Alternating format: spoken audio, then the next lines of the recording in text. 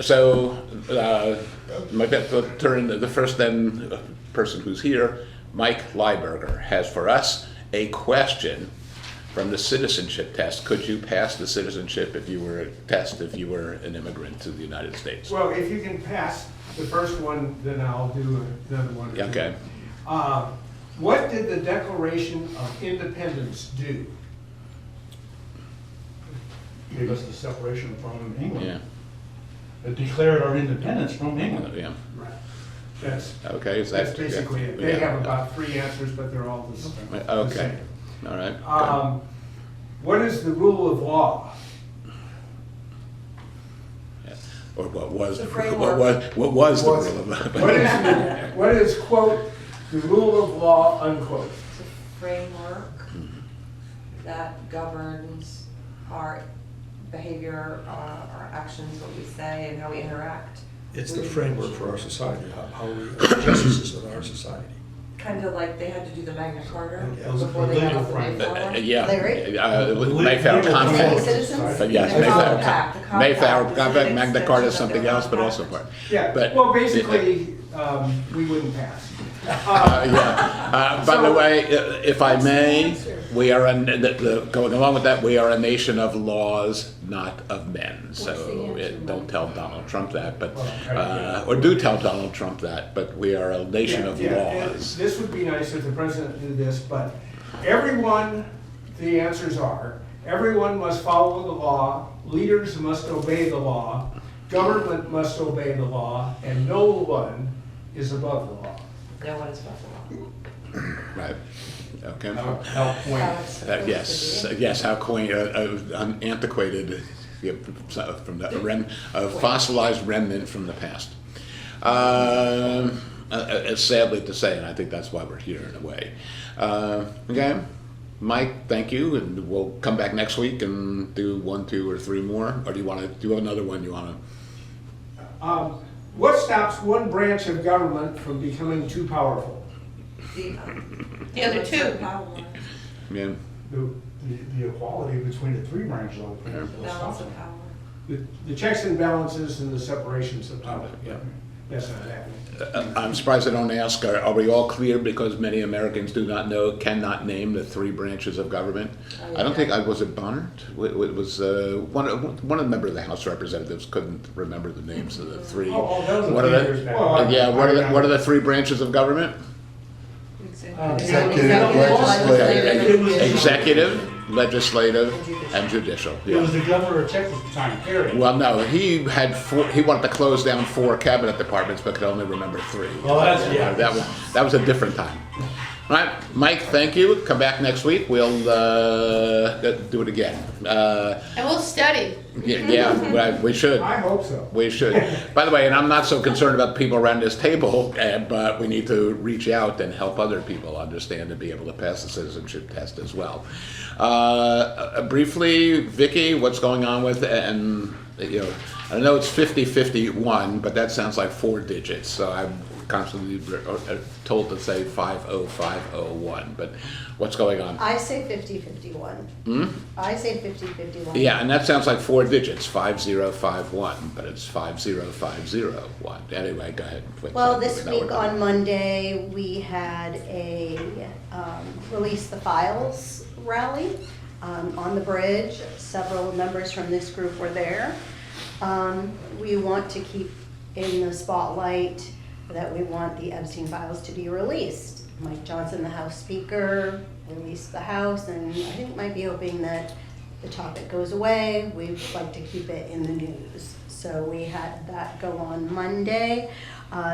Several members of this group and several members from 50-51 went to the Mike Norris Town Hall on Monday night. So we were there, and then Tuesday, many members from this group and many members from 50-51 went to out to the Government Services Building.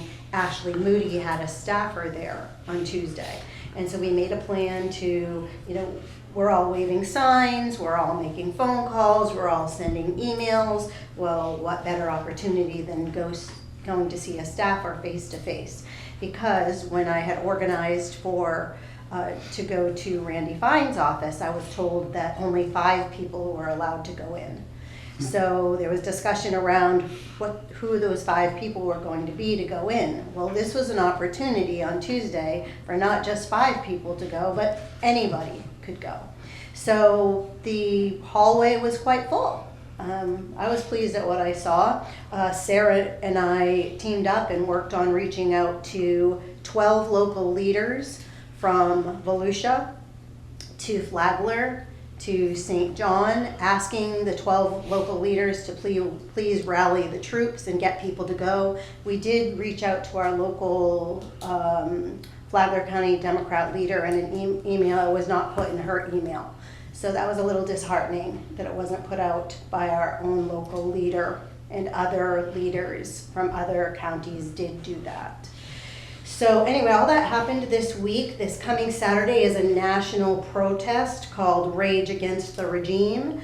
We are not having one locally, and we are letting people know that there's many around us. There's one in Daytona, if anyone's interested in that. One of our local precinct captains, Kathy Moon, I believe she is with you. Yep. She helps run Putnam 5051. There's a rally out there in Putnam. It would be wonderful if any of us were able to go show support. My husband and I happen to be taking a wellness retreat this month in 5051. We're going to be talking a lot about wellness and taking care of our own selves while we're doing so much work for the communities. So my husband and I will be down having a wellness weekend, and guess what? We're taking part of that wellness weekend to go rally with Daytona 5051. So that's happening August 2nd. And then August 9th, there's a National Strike Day, asking for people in the country to not spend money that day. We need to be aware, we need to be cognizant of people that do rely on our money, like mom and pop shops, like servers who might pick up an extra shift on a weekend. So do your own research on that date, August 9th. Make your decision on where you would like to spend your money that day, August 9th. And then 5051 is having an August social having to do with wellness. It will be at a wellness facility here in town. If you come join us on that date, where we're having it is right near the Democrat office, near Cuno. We want people to come dressed comfortably. People can get up that Sunday morning on August 10th and wear their PJs there if they'd like. You can wear appropriate ones. You can wear sweatpants there if you'd like. We're going to be painting some rocks with positive messages like vote for empathy, vote for kindness, and putting them out into the community for people to find. We will have free coffee, free mimosas that morning, socializing, and the woman who owns the wellness center will talk to us about taking care of ourselves during the difficult work we're doing over the next 3 years.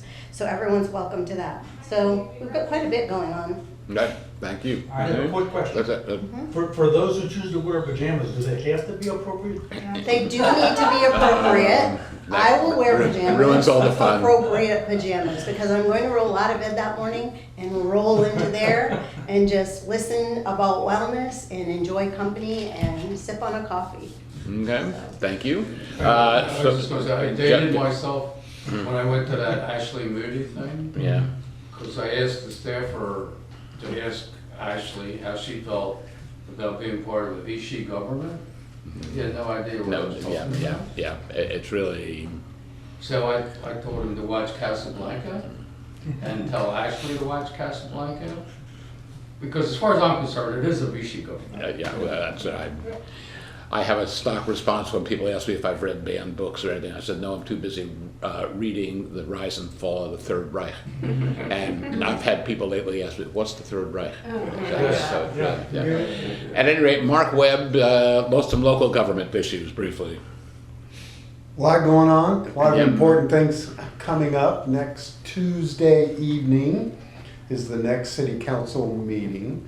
They are in the thralls of deciding where they're gonna spend our money.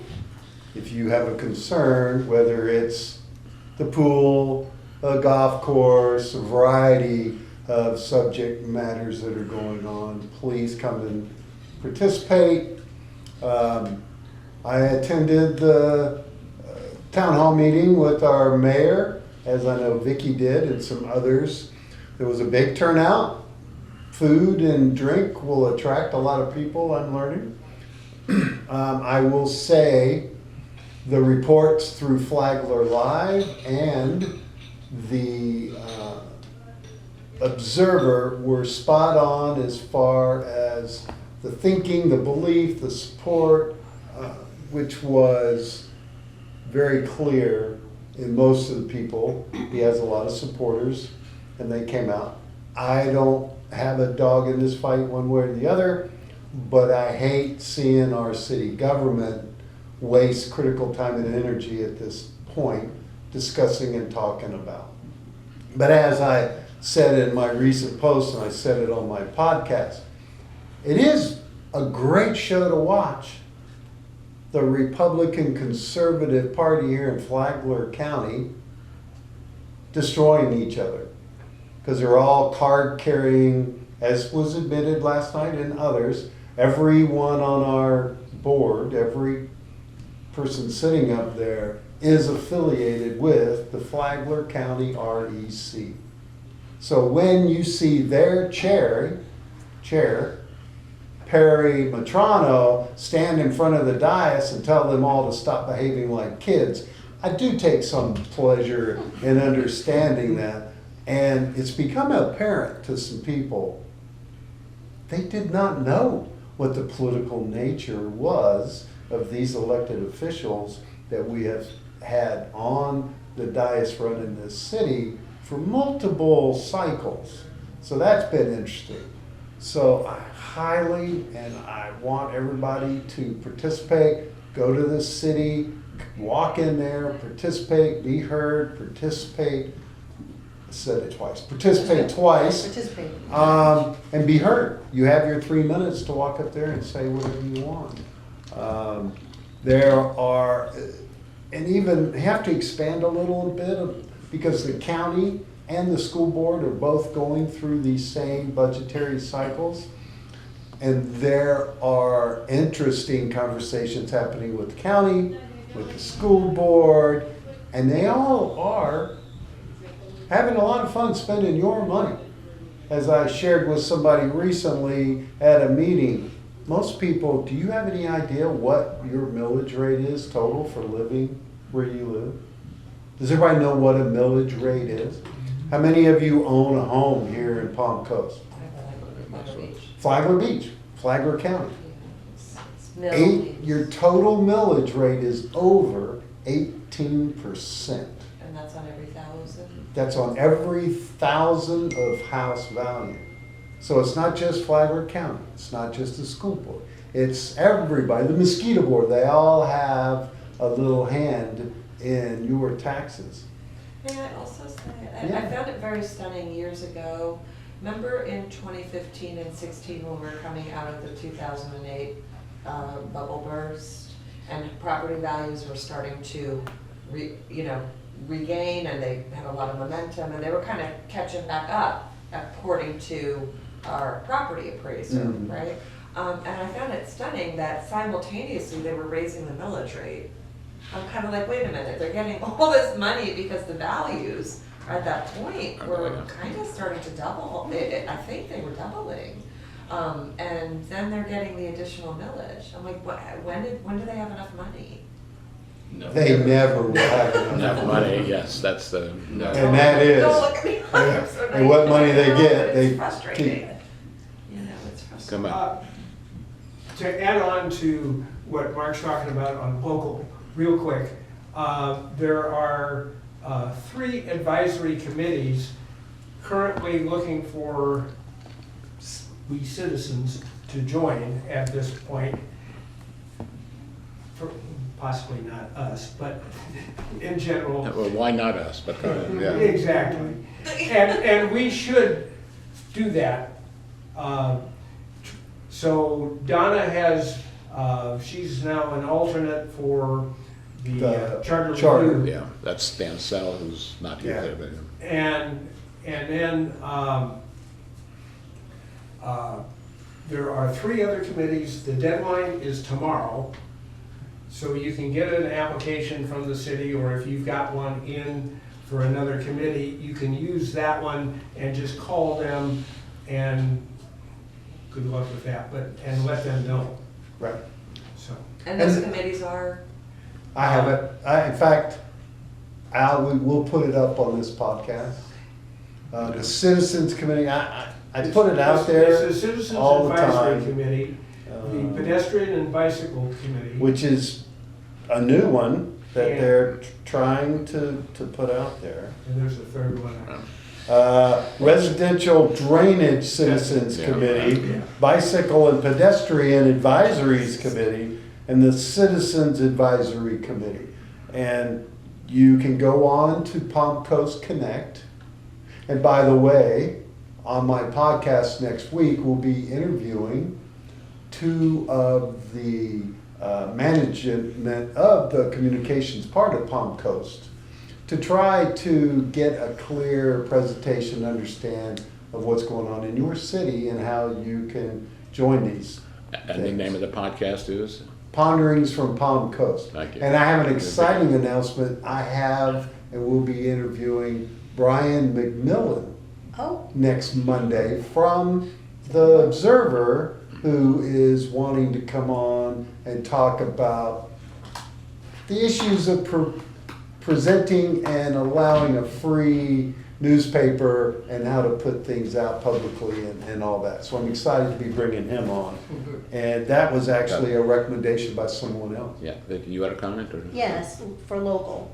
Last week at our meeting, we were talking about local government Yeah. and goals for local government.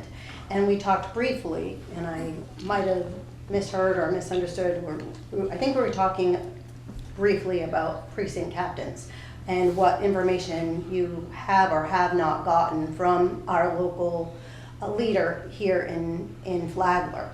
And I think here today, I think we have 4 precinct captains with us.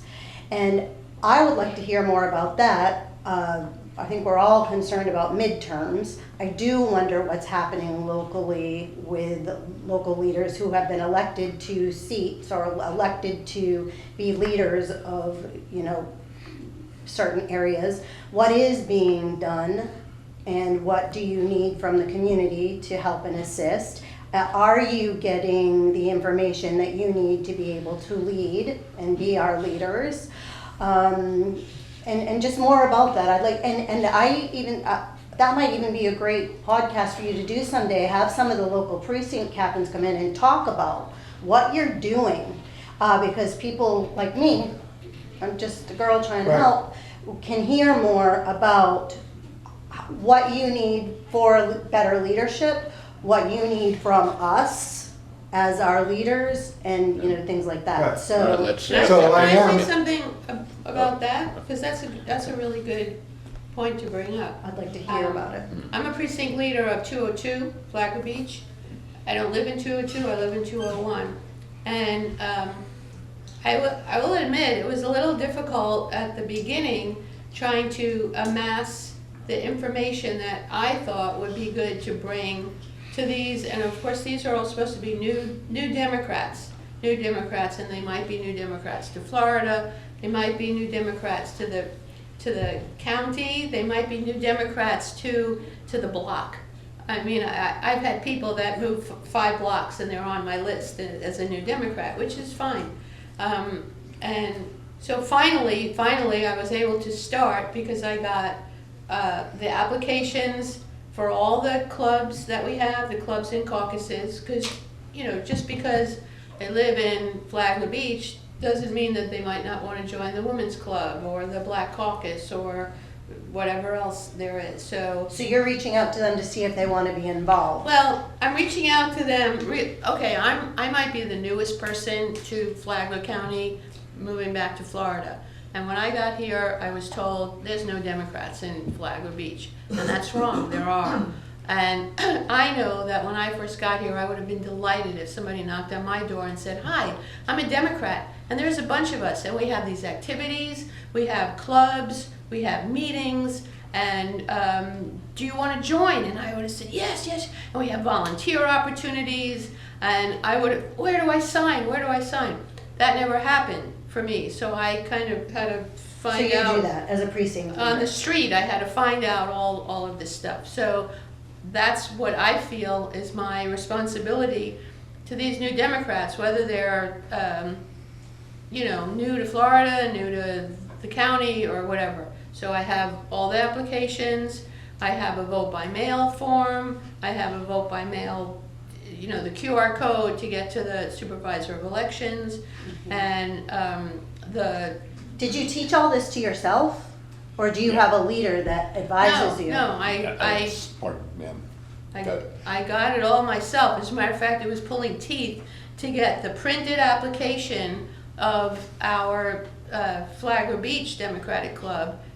Finally got it. The office, the DEC office, has the applications for all of the other clubs. They might even have the application for Flagler Beach, although I don't think that they did. And then, of course, the vote for mail. But I think what's happening now, there's another push. There's a vote for mail push that Cindy's spearheading, and that's kind of different. I think the goal for the DEC anyway is to have everyone sign up for vote by mail, but there are other things other than that. Not everybody wants to vote by mail, but it's important that everyone know the clubs, everyone know that there are Democrats here, and there are meetings, and there's things to sink your teeth into, and you're not alone. That's important, and that's what I think is my job as precinct leader. And So to answer your question, I am within 2 weeks, maybe 3 at the latest, of having Janet Sullivan. She's been invited, she's working on a schedule to come on the podcast and answer those questions and paint a picture of what we're doing, and she's got links to information to let everybody know. That would be good, But interesting. there, if you come to the Democratic office, the headquarters, there is a large printout of the goals and objectives between here and the midterm by line item, action items that we're trying to work on to cover the questions you have and to educate and inform people of what is available. So, And I just want to say that there's always a couple of chairs set aside at the back of the room at DEC meetings. Anybody can come as a guest and observe. Yes. So it's Okay. always Yeah. So when do those happen? once a month. Yeah. it's usually the The third third Thursday is what we try to. So If we I get can that ask, for, or anybody who's ever been a precinct captain, where I would go to find a job description of a precinct captain, precinct I leader? believe it's in the bylaws, but I'm not I 100% sure. I went to another, It wasn't when I was on the. No. okay, Yeah, I didn't see No, Do any of you have we're it? working. no.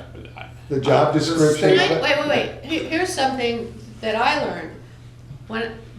When I first moved here, I discovered we did have precinct leaders, and I said, they never came to my house. Same. And Jan said, we have redefined the job of the precinct leader. So when you moved there, 3 months ago, that wasn't the job. So what is the- So the Well, job is what I just That's it. described to you. That's Get what you the do. information and bring it to the people. My And- understanding of the precinct leaders is that it's fairly a new concept for them. You may have had them in the past, but there was an effort made to make sure every single precinct had 1 or 2 precinct leaders. Do you know And if it was that's like- happened? Yes. I believe Yeah. that there are 2 precincts that do not have leaders. I'm not 100% But sure. That's huge progress, Yeah. because what I had heard a month or so ago from a leader in a Palm Coast Democrats club was that there was somewhere around 50 seats and only 14 were filled, and I was like, what? But if If only if 2 you aren't are- filled. If you are interested, I can certainly go back and, get some information, No, maybe do a but someone we presentation know. together. Oh, interested in what you do. Yeah, No. and what the process has been and where we're at right now from the beginning. There has been a lot of work that has gone into it, I do know that. I can't use comparisons from what was done in the past because I'm new to this and I don't know. But Vicki, I would say your concerns are similar to many. Right. And the DEC is, by my observation, as a new precinct captain, very open, very proactive, and trying to take what we did good and what we did not so good and improve that for preparation for the midterm elections. We had a special election, which even was more of an opportunity to learn how to do better. The stats show in the general election 2024, Flagler County was one of the top 5 Right. counties in the entire state for turnout. Right. 83% of Democrats turned out. What we also learned was those Democrats that voted didn't have good, sound information to make decisions, especially at the local level, which at the local level is kind of a challenge because it's nonpartisan, and there are some guidelines that the official DEC, the Democratic Executive Council Committee, is limited in doing, because you could possibly have 2 very good candidates running for a city council seat. And they both could be Democrat. And the Democratic Party itself has to step back from that because they can't show favoritism. And so there's some challenges, but we've learned a lot. I see changes and efforts that are going on in preparation to do better. And like Al's saying, the meetings are open. You're welcome to come in. You can sit and listen, and you can always pose questions to the DEC chair by email, which is available if you We go talked about that online. last week, having an email campaign for asking questions. But Exactly. I didn't elaborate on it. That's why I No. brought it up again this Vicky? week. Yeah, no, Can I just wanted, I'm sorry. Go ahead, then we'll move on. Just remember that, you know, what Mark said is so, but there are 2 kind of separate pushes going on now at the DEC. The one is the kind of the new responsibilities for the precinct leaders. Okay. And maybe that's kind of going back 6 months, which is essentially what I described. You know, you're reaching out, you have your list and you're specifically going to them. And then the other push that Cindy knows a whole lot more about is the push to kind of knock on every door, and so by the time the midterms come around, we have updated information on everybody and push for a vote by mail. And that's separate, because that's something that ultimately will go to everybody, every door, and the precinct leader there will get involved in kind of divvying up the precinct and assigning, you know, 50 people, okay, with a volunteer. Let's say I have 10 volunteers. Each volunteer will have 50 homes, and that'll be theirs. So that by the midterms, we have everything up to date, we have everyone's phone number, everyone's email, we know if they're a Democrat, we know if they live there, if they don't live there, all of that. That, I think, is kind of, That's one of the Well pushes said. that's going out in this, is to obtain updated information, email addresses and phone numbers, so. That's awesome, because I know when I went and knocked on doors for like 8 out of 10 houses where they didn't live there anymore. They, yeah. it We're was- discovering a lot of things that we have, tools that we have, that we're able to say, this is the time frame. Because one of the questions I had asked all the time was, what is the best time frame to knock on doors? When do I need to go out? And I found a report that we can pull that shows that information. So we're finding things and. Let's go on. Dave wanted to talk about the, On Merrill's email this week, he mentioned there was gonna be some time spent on defining what the political parties are doing or something. yeah, what it is that that's posted on at the DEC headquarters, at the Democratic headquarters, the goals and so on. Okay, Because, which I was just on a Zoom conference with the Democratic Socialists of America, and they are gonna have a platform next year, starting next year, I should say. And what really caught my attention, they're gonna go to the very far left, which is to be expected, mostly equality issues, equality, racial equality, women's bodily autonomy. They want to move as far left as possible, but the purpose they gave for this, which is what really interests me, they want to draw the attention to that far left, creating an opening in the middle for progressives to fill. And I thought, I love this strategy. You see what I'm saying? They're going to draw the whole conversation on themselves. They'll take the criticism, they'll take MAGA's insults and everything. Brilliant. Right, and let the progressives move into that opening space. Okay? I love that. Right now, they're growing pretty rapidly. They do not have any representation in this part of Florida. The closest is Jacksonville. What they said to be, that what they want in leadership roles, you have to make a monthly contribution. It's based on your income, but it's not a lot. But that, I think they have to register as a socialist. When I don't know. In any case, I'm probably going to take that upon myself temporarily. I really don't want it because organizational skills are not my strong point. I would rather see somebody in there, which is what brought me here, and you can spread the word on this. I would like to see somebody with organizational skills take up a position like that and create and join into that more leftist movement. They like I said, they're really, at least initially, they're here to help the progressives. So those who have a slightly left of center viewpoint may be something you want to participate in. We might be able to hook you up with a phone number. Cindy and I might be able to get a phone number for you. A friend of ours, Michelle Harley, she was talking with a gentleman who is trying to make a progressive caucus in our community. And I had said I would go to the meeting. I didn't say I would necessarily become a part of that. I bet she talked to you about it as well. And I know that she did reach out to our local Democrat office, and I think that nothing is going to happen with it, is my understanding.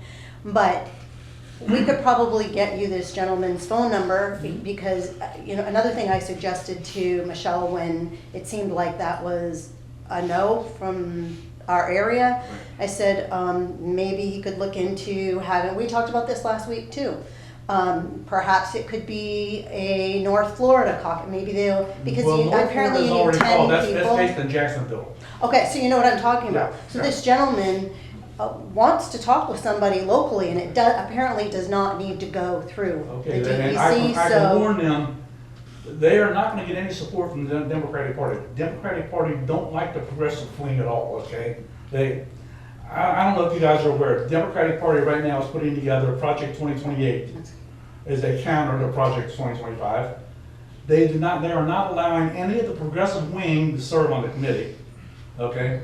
So they are completely abandoning the progressive wing of the party, okay? Like I said, they just fired David Hall, the young guy who was organizing younger people and so on and so forth. But the Democratic Party and the progressives, there's going to be a split coming. That's what I think. But they flat out refuse to accept any progressives on the committee for what 2028 is going to look like. So that's the kind of thing that's happening within your own party right now. But I'm more concerned with what the progressives are doing. I don't like them calling themselves progressives. I'll call yourself a socialist. I could have the information wrong, but I thought Michelle had said that this gentleman who was at the Democrat convention in South Florida, I think there's 14 now across our state of the 12 or 14 that's of the progressive. So he's looking for that in this area, but it's not happening yet. If you're interested in that. Yeah, like I said, I intend to. If I have to register as a socialist, I'm an independent now, but I'll register as a socialist and I'll pay them a monthly contribution. I'll do all that just so we have some kind of representation here. I don't want to be the person in running this thing because I don't have the organizational skills, quite honestly. I'm more of a strategic thinker type. So anyway, that's why I came here, because I wanted everybody to be aware that the progressive socialist movement is coming to Flagler County. Might be very small at first, I don't know. Sounds good. What is our response, and is there any call to action based on the Defense Department's decision to ban 600 books from elementary schools run on military bases around the world? Do we have a role to play here? Do we have? Can you, It's I saw your email and I had not heard that. Can you elaborate a little bit about what the story behind or what happened okay. with the Defense Department mandating, you're talking about in military schools? In schools run by, in schools That would run be by- outside the United States. Yeah, I don't know, there's, Because I the have Americans, some experience with it, but does the Defense Department run schools, elementary Yes. schools, high schools? Yes, they do. Within the borders of the United States? I I know, don't I think know so. in Columbus, Ohio, that the Defense Department actually gave money to the local school system since there were no real estate taxes on what was then Lockbourne Air Force Base, Right. or then became Rickenbacker Air Force Base. And so I guess that happens in the United States as well. This comes from Kathy Duffy, who unfortunately couldn't be here today, but is the general concern, are we losing the battle of book banning? Is there any way we can push back? Do we have anything to say about it? well, I think like prohibition, book banning is a complete waste of time. And actually, I was listening to on NPR recently, an individual whose book just got banned, and he said it was the best thing that ever happened. This is, That his sales quadrupled, and people were searching him out, and his publisher had to do additional releases on it. So I guess, I don't know, with my kids, I had to be careful what I banned from them because it became a magnet. I would kind of think, if anything can be done, another organization I belong to, Military Religious Freedom Foundation, MRFF. That's normally the sort of thing they get involved with, okay? If they're focused strictly on banning Christian, or non-Christian related books, I would think the founder of that organization, a guy named Mikey Weinstein, I think he'll be involved in that. well, So that might be the yeah. lead we want to follow. And I agree, and that's my bailiwick, that's the religious point of view. But now books, of course, are being banned based on their perception that they promote DEI, diversity, Oh, equity, okay. and inclusion. So in some, I think in Jacksonville, the biography of Hank Aaron and Roberto Clemente are banned. Okay. By the way, by separate legislation, the 1619 Project, the whole history of slavery in the United States, and I've recommended to you before, if you're not aware, call either high school and say you want to donate a copy of the 1619 Project to the school library, and they will refuse you. Even if you donate it, Then because this could- it's a little too woke. So it's more than just religious, I doubt Yeah. Military Religious Foundation. Yeah. I doubt they'll be involved. Right, that's an issue. And yes, our library, and we have the officers of the Cochiolas are heavily involved in the Friends of the Library, and by the way, he's a former chairman of the DEC, the Democratic Executive Committee in our county, that there was a section at one time specifically of banned books that you could go and people, and was very popular. And yes, if you ban a book, it will be read all the more. But new questions are being raised. What are we telling high school kids? If we, the adults, yes, at age, 18, you can drive a car. You can join the military at 16. At age 16, you can drive a car. You can join the military and fly an F-18, but we are going to determine what books you read and not read. And in effect, in a meeting I was in yesterday, we're giving the finger to high school juniors and seniors by telling them, we'll decide what you're going to read. You won't decide what you're going to read. In Florida, 18 is considered a minor. Yeah. So up to 18 years old, they can deny certain books. Yeah. Even the When military. you, 18, you mean prior to turning 18 or after the age At of 18 18? year old, you're still considered a minor. Yeah. I see, but you can vote, You can die for your country, but you cannot read. and you can vote. Yeah. And you You can can So a minor in Florida can vote. Yes. At age 18. 18 is considered a Yeah. minor. But the issue is one related to child development and education and what exactly the message. Every school has a written curriculum and an unwritten curriculum. And the unwritten curriculum is, again, you're not old enough or you're not able to decide what you're going to read, we're going to read.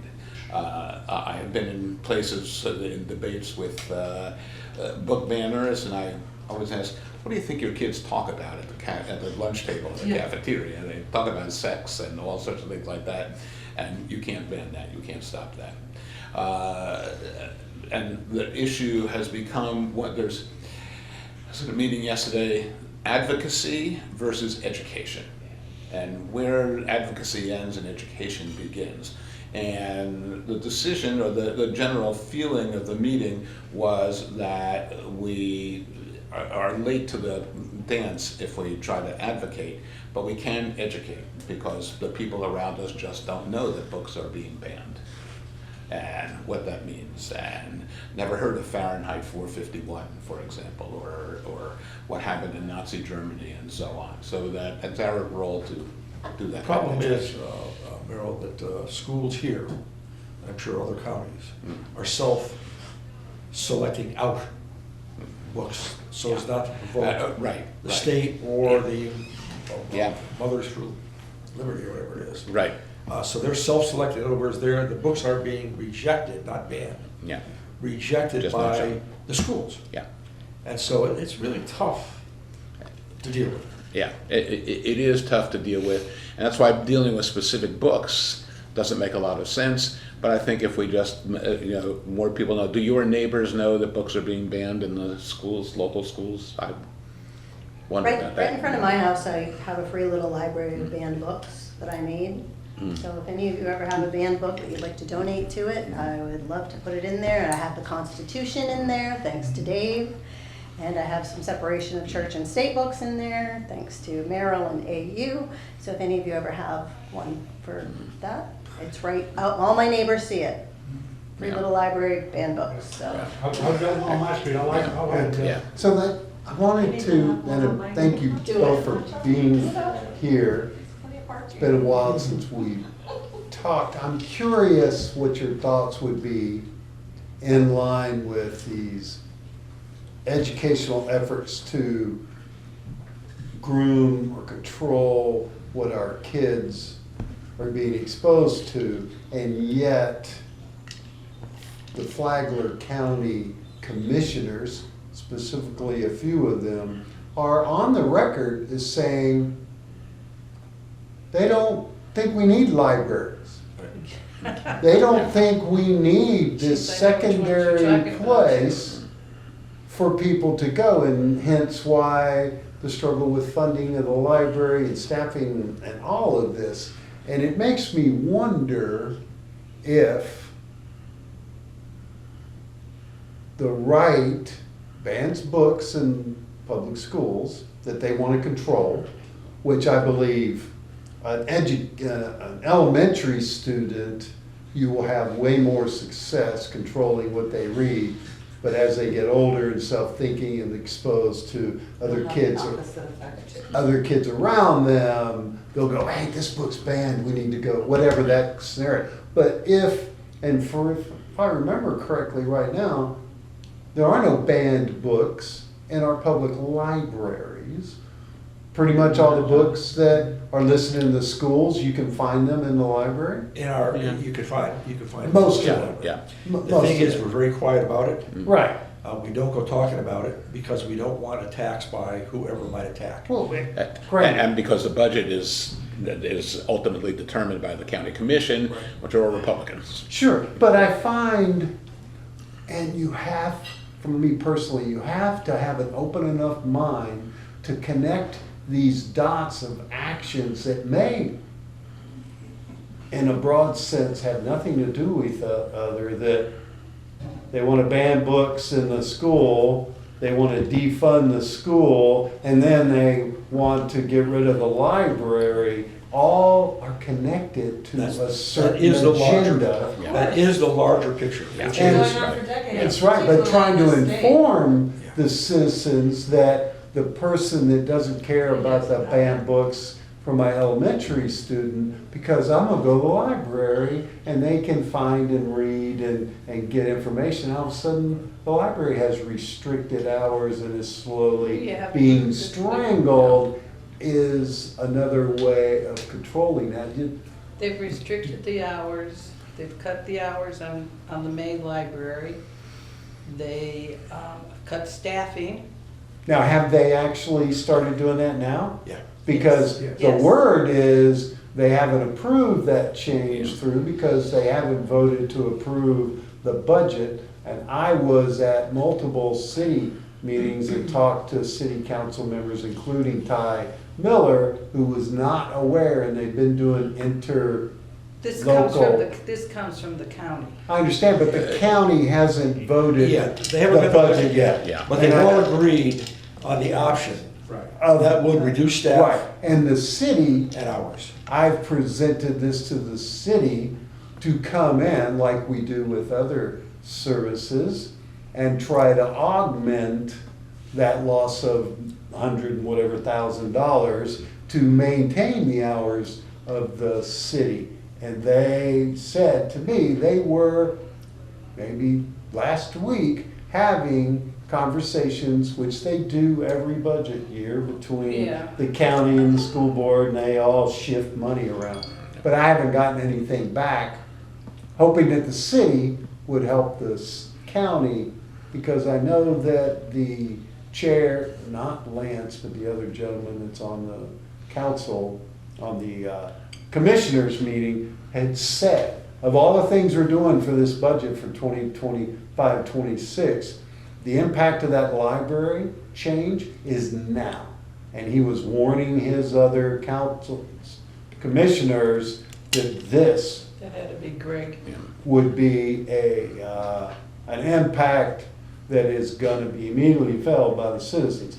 And I went to the city council and demanded, strong word, requested firmly that they have an opportunity to be the hero in this story and come up with the money needed to supplement, to maintain our local county library. Because we're throwing money Yeah. all over the place anyway. If I can ask, who had decided that library hours would be cut? No, not decided, No. they had a sort of a consensus Right. at the commission. There were Yeah. options They were given- available. Right. Given 4 options. Okay, so it hasn't The been. option that they had a consensus around Right. would reduce staffing and reduce. Close on Monday and then Yeah, that reduce makes it the- a, that makes it a Okay. budgetary matter, Right. not a But nothing's philosophical approved matter. until the budget is Right, passed. so right now, the hours So- have not changed in so, the library. no. Okay. This No, library gets 20,000 people a Exactly. month. Oh, there's no question that the Oh, no. library is an important asset. For those of you who didn't, somewhere down towards the bottom of the email with the notice of this meeting was sign a petition, and if you'd like, and sooner rather than later, because the budgetary process of the county is proceeding, we will go to the county commission and present that petition that has about 415 signatures. Interestingly, as an aside, what I would do, by the way, and it's available to everyone, I have 3,300 email addresses of Democrats in our county. I have all the email addresses of any party that has been given to you, volunteer your email address. And so every day I send out 400 emails. I don't want to be a spammer. I do under different names and different accounts. And was getting out of those 400, maybe 10 responses, and people would sign a petition. I decided to switch over and begin sending emails to NPAs, those who are non-party affiliates. And get about 1 per 400. They're not so concerned. But Democrats are, and if you haven't signed a petition, please do. Sue. I just would like to recommend. And then Mike. Recommend reading on this subject. The name of the book is A Wolf at the Schoolhouse Door. Yeah. It's written by Jennifer Berkshire and Jack Schneider. And the reason why this really grabbed my attention was I listened to her speak on public television, newscast one evening, and everything that she said was so aligned with my own personal experience over the last 20 years, how nobody knew about this, what was going on, and the persistent, incessant steps that are in line with this agenda to destroy public education. It's one of the reasons why you keep hearing, and we all keep hearing, that they want to do away with real estate taxes. Okay, sounds good. We'd all save a lot of money, right? But the real estate taxes largely pay for our schools. And the city. Yeah. So And a movement from public schools to private schools. And I thought you were going to talk about $7,500 bonus you get. Yeah. The family gets if you move your kids into, and it's, right now, it is soaking the school system. Yeah. I had a friend, a Sucking former the school student, system. reach out to me last week. And her question to me was, my friend is getting ready to enroll her kindergartner. Should she go to Old Kings, in your opinion, or should she go to Imagine? My response, of course, was about this long. And as a former public educator, I'm sure you know which way I lean. But what we're doing to these parents, especially the young parents, these are babies, they're like 25-year-old parents, right? Is we're throwing them into the sea of indecision when the sky is not falling. Like, Old Kings has a reputation of being one of the premier, if not the premier, elementary school in the district. There's a lot of reasons for that.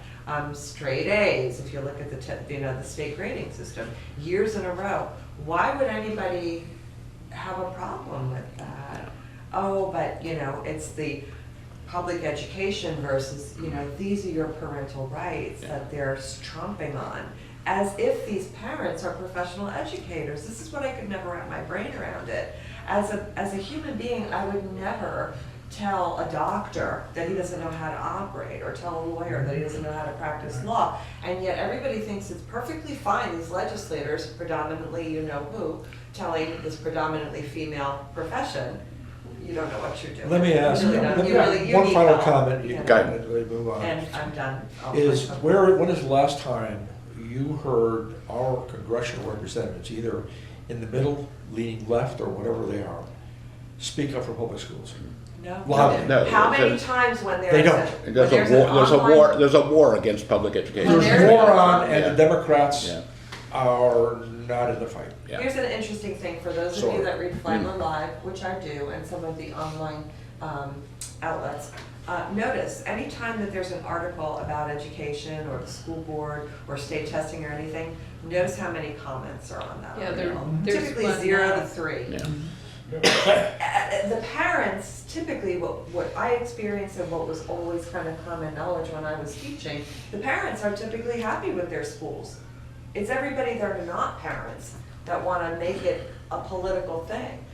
Parents want to be happy with their kids' school. They want to believe that when they drop their child off, that their kid's okay, that they're good. And we had very, very, very, very few problematic parents and complaints. They're happy. It's everybody else, as I said, that wants to make it political, and they're doing a great job of it. And our daughter teaches in St. Johns County, and if she has to have her books, teaches lit, right, Mike? Yes. I can't remember it's Approved. English. She has to have her books her approved. personal library. Then she sends a list to the parents and said, if you don't want your child to read this book, then we'll get him another book, and he will sit outside the classroom and read the book and not participate. It begs the question, who's the professional? That's right. Yeah. Right? I mean, come on. I deal all the time with nobody knows better what my child needs than the parents. And then, of course, if we survey a statistically, I've repeated this often, if we survey a statistically meaningful number of parents, whether or not our schools should teach Arabic numerals, the overwhelming majority will say no, they should not. And what is the first thing the parents do? The first thing they do when they're told to make a decision or you have a choice is they go outside, they go, I don't know what to do. Yeah. Of course you don't know what to do, because you're staying You're like, right. be a parent. Is this a Florida phenomenon? No, It's nationwide, but it's But it's more strong in pronounced. Florida leads the strong way. in Texas. Florida leads the It's a way. Southern Texas and Christian Florida. dominated. And I think it's in most conservative states, and in Ohio is the same way. It is. Okay. Yeah. Okay, it's a I would conservative state. propose, I'm sorry, Dave, go ahead. It actually started with Mike the actually has been Bush waiting family. patiently. Oh, Mike, yeah. Understanding. Mike? Well, now I've forgotten. No, You need to write it down. You have a well, you don't know notebook. how That's true age. that is. Oh, yeah. And so, anyway, I have mentioned once before, but we had kind of a different group, that it was my information, and my information was good, that only one of the county commissioners that was making decisions on the county library uses the library. So that gives you an idea of, if they don't use the library, that's, And Yeah. that supports what I was saying about parents and their kids in school. They're happy with their kids' school. Well, that's a you know. question I have. Is library membership up, down, sideways? We're doing fine. We are doing fine. Which Usage means is way it's- up. It's static. Yeah. Usage is up, and we're thrilled about that. But, Membership is up. yeah, we're doing fine. How about skewed for age? We're still a lot of older users. Before I forget, let me make one point. I would suggest that the Democratic leadership here in the district, in our district, perhaps put a public library plank in their platform. Because that is an issue not only that needs to be highlighted, but if we don't, and if we don't talk it up, then the people who are happy with their schools are gonna lose them. Yeah. And they won't be happy. So I would suggest you go to the DEC and say, look, we must talk about public education as we campaign toward the midterms. Yeah. See? By the way, one of the features in the schools also is that if, as parents filter to private schools, it also takes away those parental voices from PTOs and parent-teacher organizations and that go to government and so on. Advocates for the schools also leave the schools. I've mentioned before, perceived valuation is what the motivation often is. And I go back to my childhood when a shoe store had put you would walk out the windows on either side, you'd walk to the door, on one side they put a pair of shoes and put a price tag of $70 on the shoe, and then on the exact same shoe on the other side was there and they had a price tag of $90. They sold more of the same shoe, they sold more of the $90 ones than the $70 ones. Why? Because they assumed the $90 ones were better shoes, because after all they cost $90. Well, if you have a public school that looks like it doesn't cost anything, it's free, it's zero, much could it be worth? Much better is a private school that charges $5,000, $10,000, $15,000 or more per year. That must be a better school. But as grades have pointed out, the public schools are far and away superior to private schools. And Yeah, go ahead, and then also- we're going to finish up. Locally also, if people would just look back about 10 years, when we were going, really crazy with the charter schools, there were probably 5 charters in our county, and every single one of them failed, except for yeah, Imagine. yeah. They didn't know what they were doing. They realized once they got into the administration of a school how difficult it really was. And you really do have to have kind of like smart people doing it, people that kind of know what they're doing. Yeah. And then they're like, we give up, because the people they were in it for profit, and they were in it to give jobs to all their family, who obviously apparently didn't know what they were doing. So out of those 5, maybe it was 6 that started up, all but one failed. And that was Imagine, and as of, I'm fairly certain that their letter grade from the state, take that for what you want, was a C this year. Yeah. They hold their own, but there's a certain type of, people that are disgruntled with public schools, guess where they put them? Yeah. And that sometimes doesn't work in the favor of the student body. If you've got like a bunch of other kids whose parents are also constantly like, my poor baby, it's just not The realistic. teachers that teach at at the private schools, do they have to be accredited? No. They do not. At the charters, Yeah. I think at least No. Imagine. No, they don't. The charters, by the way, I was But I talking to think- somebody coming in, the charters and especially the private schools, Well- I was claiming they don't have to have college degrees, but I've recently discovered that there are teachers who do Yeah. not have high school diplomas who teach in those schools. There is no regulation as far as the qualifications, supervision, or credentials of teachers. I think though that Imagine, one of its, it's kind of a success story for charters. I think that they do follow a lot of the county mandates, and that's probably one of the reasons why they're very real about it. They understand the very real challenges that the public schools face, so that could be one of them. I don't know for sure, Coach. If they don't have to have a degree. Trust me, yeah, I yeah. only knew a couple We- people that yeah. worked there, and they both had degrees and They do not have to certification and have everything. any qualifications to Whatsoever. teach, nor do they have to have knowledge of the program or the course is that they're teaching. Yeah. Curriculum. With that, we need to wind up this week's edition, but we can continue discussing schools, which is an issue near and dear to my heart, as do many of us around the table. And if you go look at your real estate tax bill, you'll see you're paying substantial amounts of money to support the local public schools, and we need to get behind them. But we'll talk about that next week. Thank you all for being here this week, and stay tuned again for the next edition of Conversations in American Democracy. We need to thank the Rotondos for their role in making this possible. Thank you, and that's Suncoast Media, right? Suncoast Media. Thank you. Okay? Thank you.